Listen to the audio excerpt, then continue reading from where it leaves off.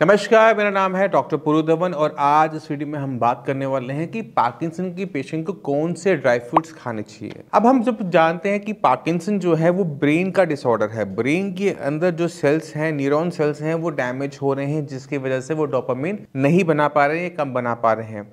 और जैसे जैसे हमारे ब्रेन में डोपामिन कम होता चला जाता है, हमारा ब्रेन का और हमारी मसल्स का कोऑर्डिनेशन कम होना शुरू हो जाता है। तो हमें खाना भी कुछ इस तरह से खाना चाहिए जिसकी वजह से हमारी ब्रेन के अंदर डोपामिन की मात्रा बढ़े। अब क्या तरीका है, कौन से ऐसे ड्राई फ्रूट्स हैं जो हमारे ब्रेन के अंदर डोपामिन बढ़ाएंगे?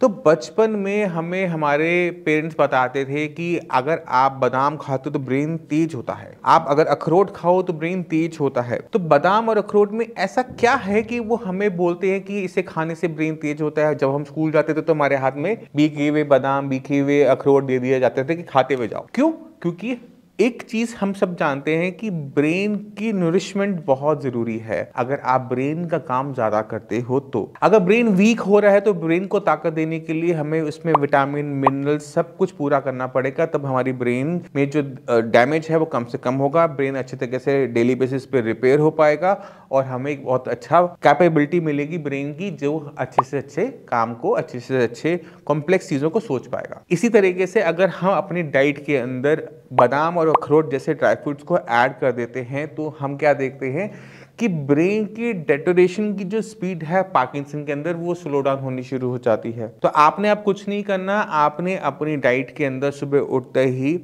आप बादाम लो, चाहे अखरोट लो, चाहे भिगो के लो, चाहे बिना भिगोए लो, डिपेंडिंग अपॉन वेदर। गर्मी का मौसम है तो भिगो के ले लेना चाहिए, अगर आपका सर्दियों का मौसम है तो आप ऐसे ही उसको कंज्यूम कर सकते हो। आप तकरीबन 10-12 आपके बादाम हो गए या फिर 10-12 आपके अखरोट के गिरी हो गई, उसको आप अपनी डाइट में डालिए, अपनी बॉडी में डालिए, क्योंकि वो आपकी बॉडी के लिए नहीं जा रहे, वो आपके ब्रेन के लिए जा रहे हैं। जितना अच्छा ब्रेन का नरिशमेंट होगा उतना अच्छा ब्रेन की फंक्शनैलिटी होगी, उतना अच्छा आपका रिस्पॉन्स होगा। तो जितने भी पार्किंसन के पेशेंट हैं जो ये सोचते हैं कि सिर्फ सिंडोपा ले लेने से, लीवोडोपा लेने से उनका काम बन जाएगा, वो टेम्परेरी बनेगा। धीरे धीरे आपकी सिंडोपा, लीवोडोपा की जो डोसेज है वो बढ़ती चली जाएगी, क्योंकि ब्रेन के अंदर डैमेज कंटिन्यूसली चलता जा रहा है।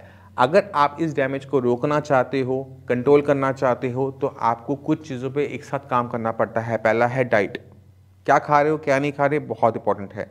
क्या उसमें प्रोटीन है, उसमें कार्बोहाइड्रेट्स हैं, उसमें विटामिन है, मिनरल नहीं है? ये खुद से सवाल पूछना कि आपने आज अच्छा क्या खाया, अच्छा क्या खाया।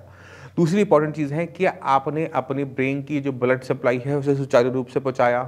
क्या आज आपने एक्सरसाइज करी?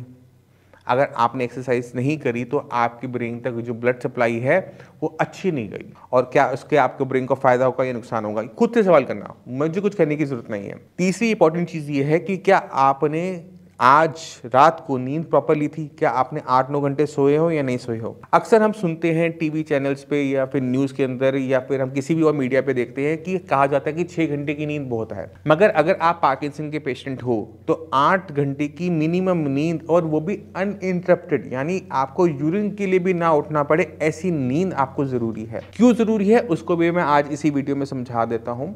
आप ये सोचो कि जब आप एक लोहे की गाड़ी खरीदते हो या फिर आप एक पत्थर का घर बनाते हो ना, वो 100 साल नहीं चल पाता, बट आपका ब्रेन 100 साल चल जाता है। क्यों? कभी सोचा? वो इसलिए चल पाता है क्योंकि हमारी बॉडी में डेली बेसिस पे रिपेयर का काम भी साथ साथ चलता है। जब हम दिन में जाग रहे हैं, इस वीडियो को देख रहे हैं, इस वीडियो को सुन रहे हैं, तो इस वीडियो को देखने के लिए, सुनने के लिए हमारा ब्रेन कॉन्टिन्यूसली प्रोसेसिंग कर रहा है। ये रिपेयर कब करता है? ये रिपेयर करता है, ये मेंटेन करता है रात को। तो जो लोग दिल्ली में रहते हैं, मेट्रो सिटीज में रहते हैं, जयपुर रहते हैं या फिर मुंबई रहते हैं, उन्होंने अपने सिटीज के अंदर एक चीज देखी होगी, वो है मेट्रो ट्रेन। दिन में मेट्रो ट्रेन चलती है, रात को जाकर उसकी सर्विस होनी शुरू होती है और पूरी रात उसकी सर्विस होती है और अगले दिन वो दोबारा से गाड़ी आ जाती है। हमारी बॉडी भी अच्छा परफॉर्म तब कर पाती है जब उसकी डेली बेसिस पे मेंटेनेंस हो जाती है। और हमारी मेंटेनेंस मोड कब ऑन होता है? जब हम सोते हैं। जब हम सोते हैं तो हमारी जो सांसें हैं वो स्लो डाउन हो जाती हैं, हमारी हार्ट बीट स्लो डाउन हो जाती है, हमारी ब्रेन की फंक्शनलिटी डाउन हो जाती है, और इसी टाइम हमारी बॉडी में सारी की सारी एनर्जी एक काम कर रही होती है, वो है रिपेयर वर्क,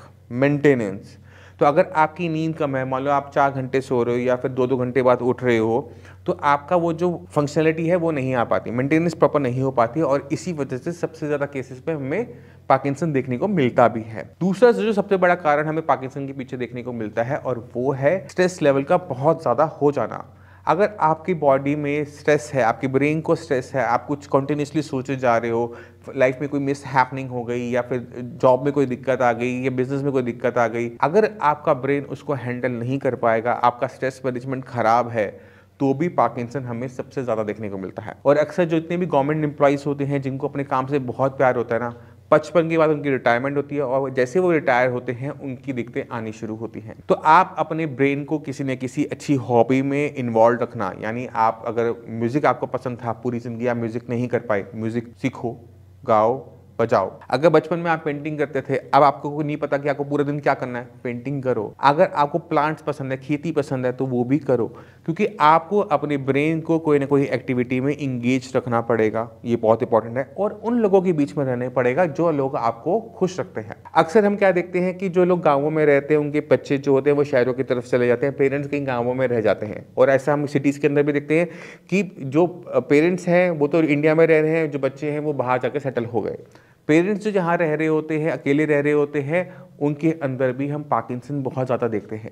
रीज़न क्या है कि कॉन्टीन्यूसली जो पेरेंट्स हैं वो सोचते रहते हैं कि बच्चा क्या स्ट्रगल कर रहा है, बच्चों से मिल नहीं पा रहे, उधर उनके ग्रैंड चिल्ड्रंस हो गए, वो उनसे बात नहीं कर पा रहे। तो बहुत इंपॉर्टेंट है उन लोगों के बीच में रहना जो आपको हैप्पी रख सके। जो लोग आपको स्ट्रेस देते हैं या फिर पॉलिटिक्स की बात करते हैं, जो हमेशा नेगेटिव बातें करते रहते हैं, उनसे दूरी बनाना भी बहुत ज़रूरी होता है। तो शुरुआत तो हमने की थी इस वीडियो की कि कौन से ड्राई फ्रूट्स अच्छे हैं, बट कहीं ना कहीं मैं आपको पूरा का पूरा पार्किंसन के होने के कारण सारे दे गया। उम्मीद करता हूँ कि आप इन कारणों को अपनी लाइफ से निकाल पाएंगे जिससे आप अपने पार्किंसन को आगे बढ़ने से रोक सकें। जिन पेशेंट में पार्किंसन अब हो गया है उसको उनको ठीक करना भी ज़रूरी है, और तरीका है मेंटेनेंस मोड को लंबा टाइम ऑन रखना।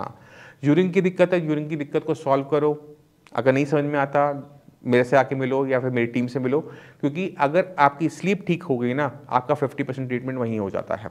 तो मैं उम्मीद करता हूँ इस वीडियो से आप काफ़ी कुछ समझ गए होंगे। फिर भी माइंड में कोई भी डाउट है, कुछ भी पूछना चाहते हो, मैं अवेलेबल हूँ, पूरी टीम अवेलेबल है। और इसी के साथ आपसे भी इसमें चलने की आगे चाहूँगा। मिलते हैं अगली वीडियो में, तब तक के लिए नमस्कार।